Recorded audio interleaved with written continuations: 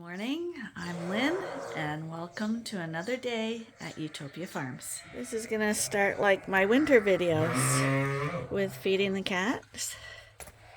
So the only cat here right now is Tom. So Tom's just eating his food. And if it were winter time, we would be feeding all the lambs and ewes in the jugs here. But that's one thing that's different now. No lambs right now. We will be having lambs shortly in the fall. Hi, boys. Hi. Are you waiting for your breakfast? We'll be right out there. So in the wintertime, yeah, these would be filled with moms and their babies in the jugs, and over there would be where we would have the bonding groups before we move them over to the coveralls. But these are pens in waiting. We've just fed Gimli's breeding group here. And these two boys are going to go in with probably 30 to 35 ewes a piece in a few days once we get all the ewes sorted out for them. These are the boys who had the worm overload. They're all eating. They got some corn and barley there.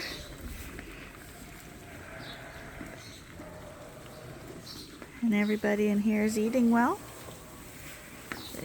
They've all had their breakfast.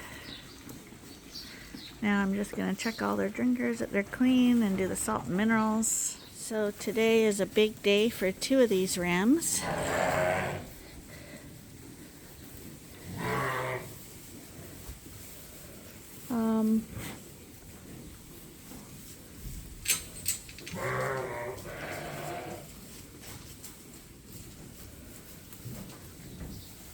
We just had to bring these boys in for a second to sort out too. And now we're gonna put them back. Come on, you guys. This is how keen our sheep are to going outside. Go on, go on, buddy. There's like, it's way too hot out here. I don't want to go out there.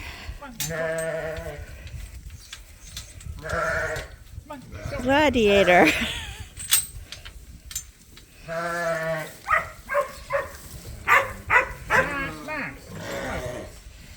So they're all heading to the trough because they know it's feeding time. So we're taking these two on a walk. Come on. This is Hamish and Sheriff.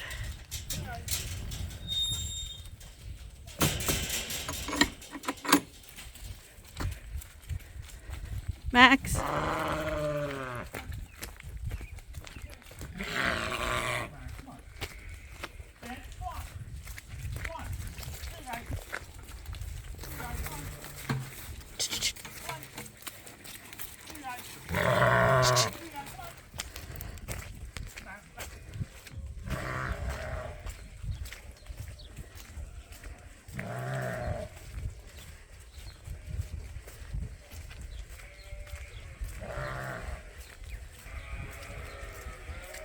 That's the right way we want them.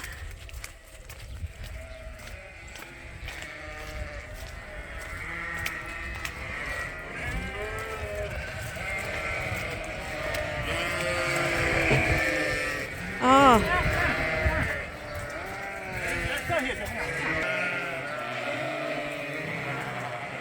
Max?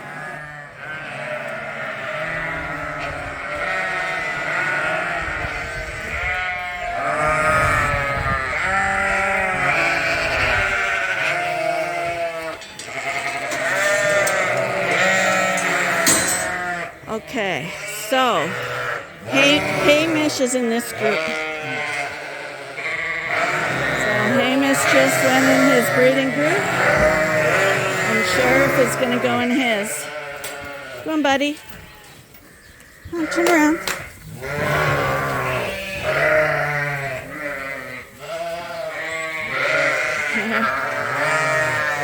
Happy boys.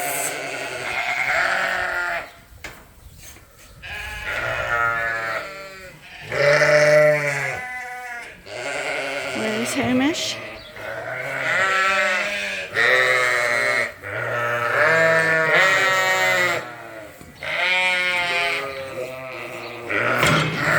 Hamish is back at the back being swarmed right now by the girls.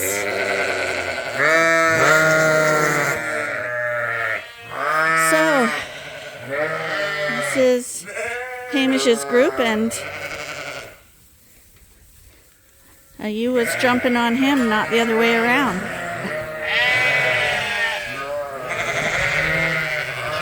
So he'll go around sniffing everybody, seeing if anyone's cycling. It is very unlikely that anyone is cycling right at this moment because of the extreme heat and the time of year. July is a tougher year to breed sheep. It's out of season. The good thing is that this is an out of season breed, and once Hamish has been in here a little while, he will stimulate them to ovulate.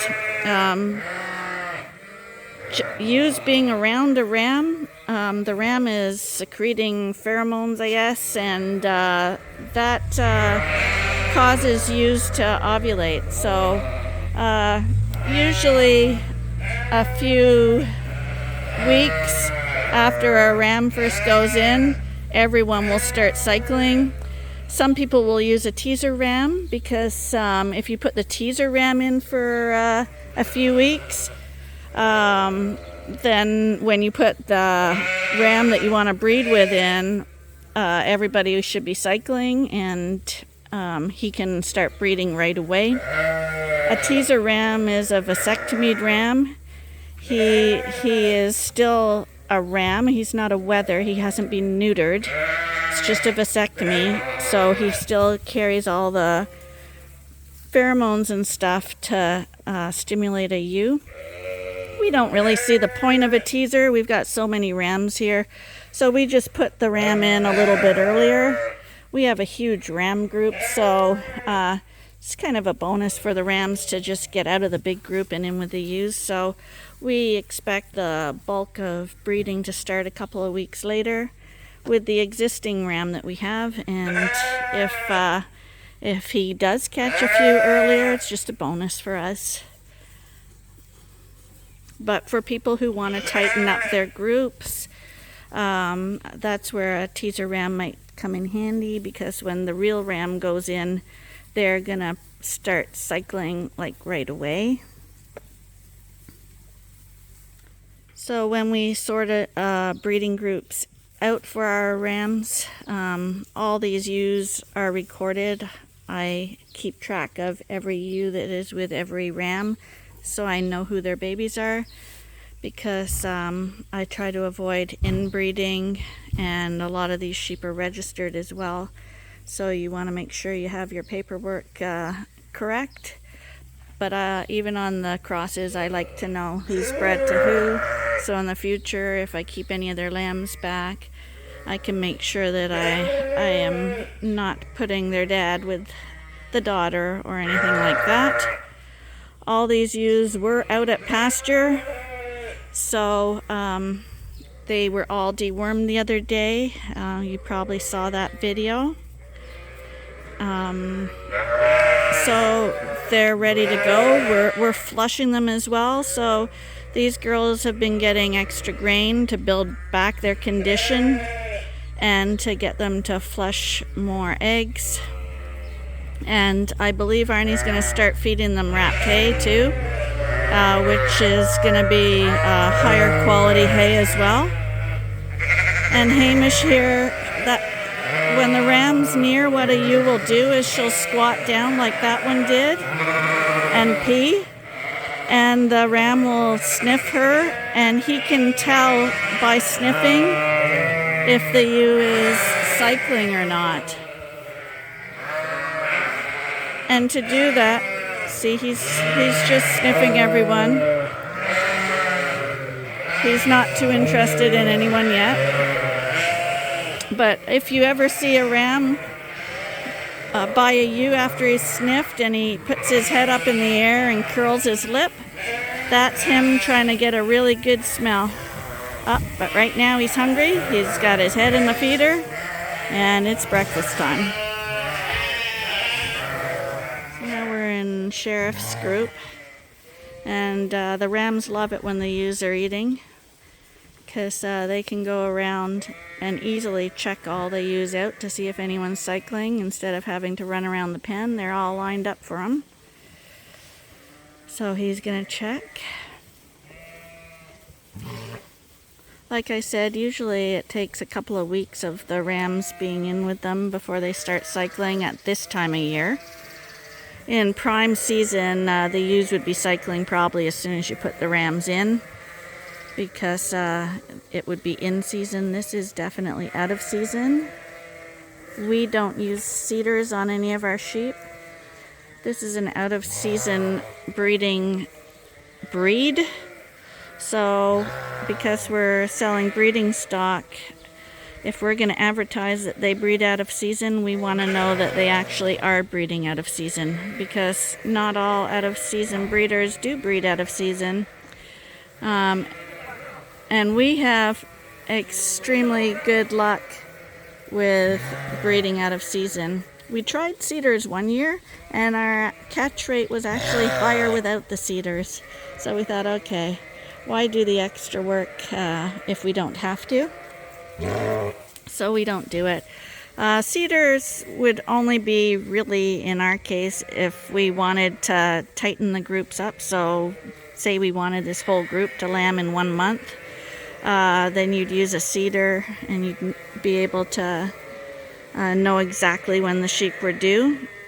But because there's just the two of us and we're lambing in the dead of winter, we need our barns to have about 150 sheep, 150 to 200 ewes in it in the winter to keep it warm so that lambs don't freeze.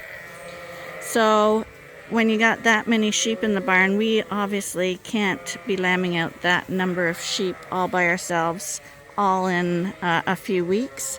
So we actually like the lambing process drawn out.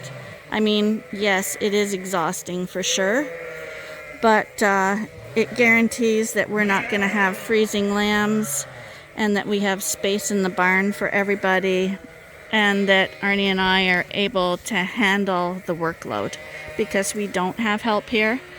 So our rams generally are, we're putting them in now, and for the next couple of months we're going to be putting groups together. We'll space them apart so they're staggered.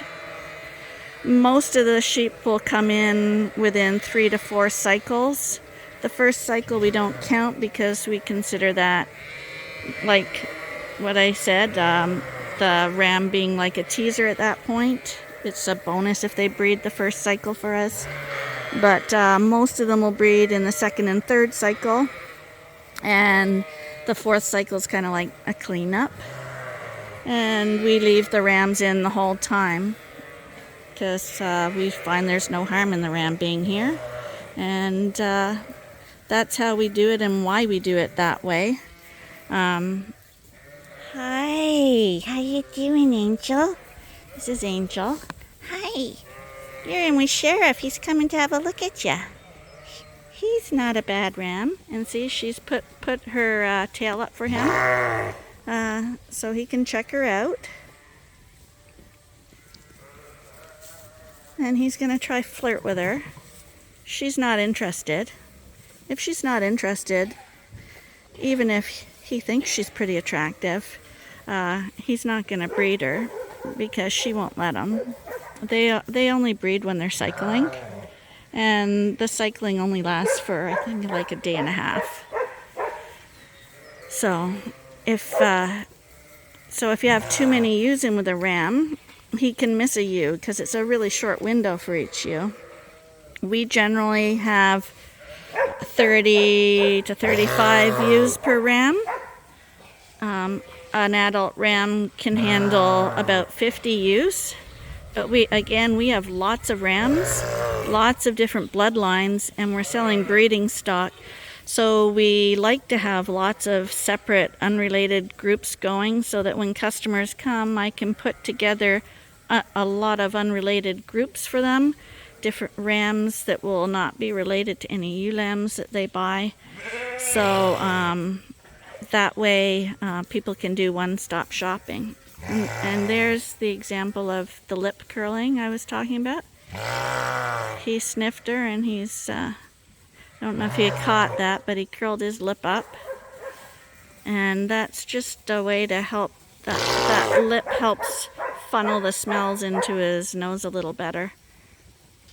Now I'm in a group with a ram who's probably a little excited right now. So once you do put rams into breeding groups, even though we have very friendly rams, that's when you're going to really be watching them. Because a ram that's in breeding, his testosterone levels are going to start soaring and he's going to get really pumped up. And disposition can change a little bit when he's got a harem to look after and when he thinks he's got competition around the ewes. So even our friendliest rams, we will always watch more carefully when we put rams in or when we're doing work in a breeding group. So today we decided, because we have breeding groups going now and we're wanting higher quality hay and grain to be going to the breeding groups for flushing, we thought we would crack open one of the wrap bales and see if it's ready. You have to leave them basically a month, I think it is, to kind of ferment or whatever, so that they're palatable. So we're going to cut it open and see if it's ready. And if it is ready, we're going to feed it to this group. Now, round bales, because they're wet and it's hot, the chance of them molding is much higher in the heat. So you want to make sure that you have enough sheep eating off it that they're going to eat the whole bale in one day. And for us, generally, with the Suffolks, it's about 100 sheep. In this barn right now, I think there's 35 per breeding group. So that's 70, and we have about another 30 ewe lambs at the back. So we should have, they should be able to clean it out in a day or a day and a half. If you leave it longer than that, it is probably going to go off and mold. So that is the downfall of wet hay. We do bale our wet hay quite a lot drier than some people. So you can see it's not drippy or anything like that. I don't like to smell hay because I'm allergic to hay, but Arnie has a good nose for this kind of thing. I couldn't tell you if it smelled good or not, but he seems to be able to do that, so he's gonna give it a try.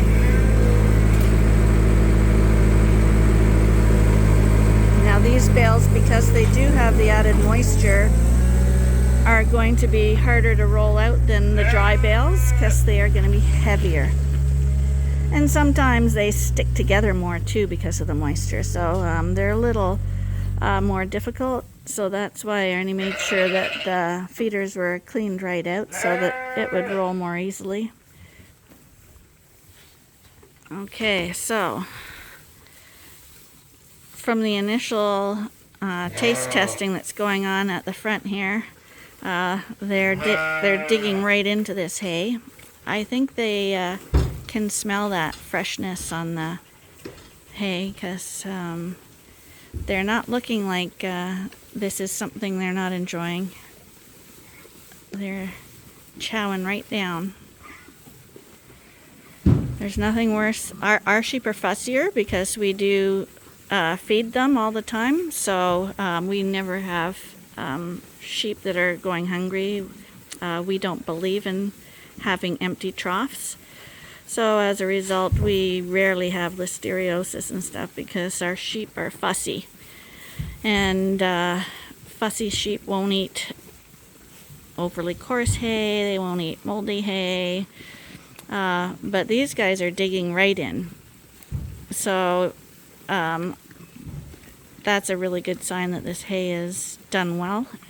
And they're liking it, because there's nothing worse than rolling out a bale and they all come running up for it and they kind of like are pushing their nose through it, trying to sort through it, trying to find something that tastes good.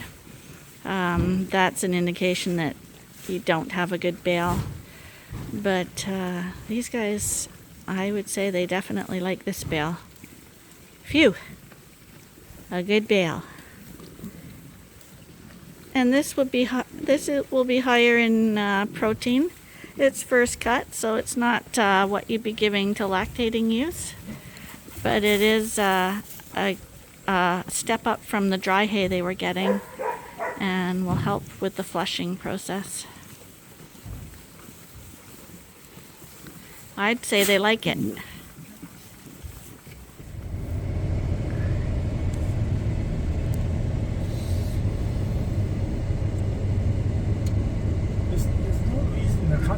The fence lines all out. There's no reason for it. This is swamp road is starting to grow over like this, and this is what our road should look like. We're just going for a country drive because it's scorching hot out. So we went and blew some money on some antiques that we absolutely needed.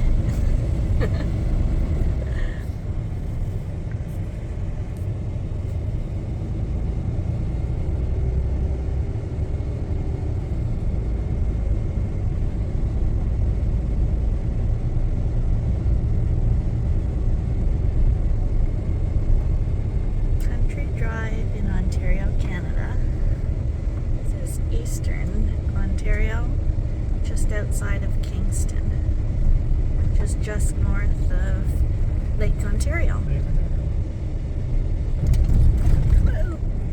God's country. Really, Arnie?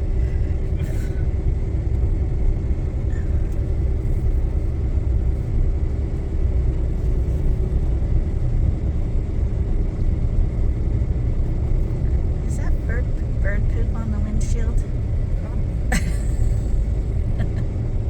Bird that was passing me.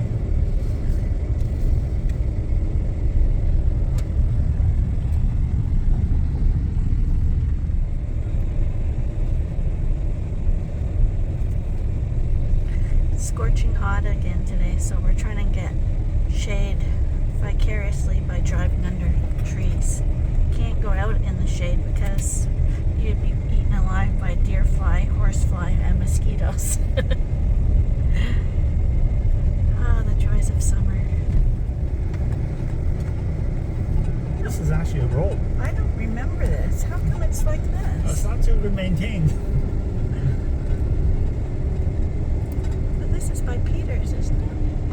I don't remember it being farm, right? Yeah.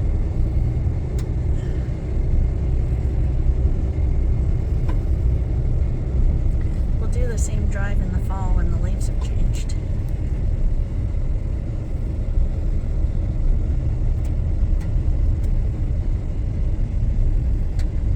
Most of the roads in Canada are not like this. You'd be surprised. No, I mean, usually they chop all the trees down, so it's barren. It's terrible. Oh, it's the factory farming. Yeah. Another Dutchman. Oh, deer, stop.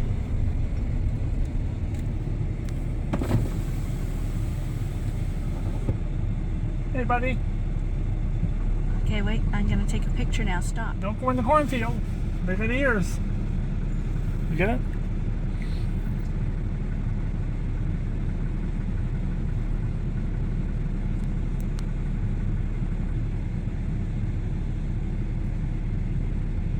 Isn't that nice?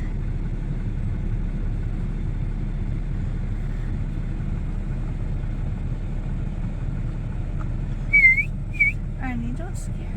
Does he look scared? Yes, he looks terrified. Well, that's all for today, folks. hope you'll join us again tomorrow for the next episode at Ewetopia Farms. Bye for now.